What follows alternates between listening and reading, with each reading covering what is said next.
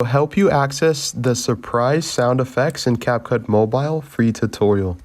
If this helped, drop a like, share the video, and subscribe for more. 1. Make sure your clip is deselected and not highlighted. Bottom left hand screen and click audio, scroll to the right until you see sound effects. Under sound effects, you want to scroll to the right until you see the option surprised. Click on the sound effect.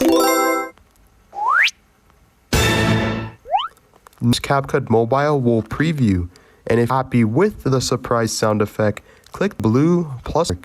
See it's been added onto the timeline. Want to add multiple, go back to effects, surprise, and click the plus check mark. You can see now we have multiple.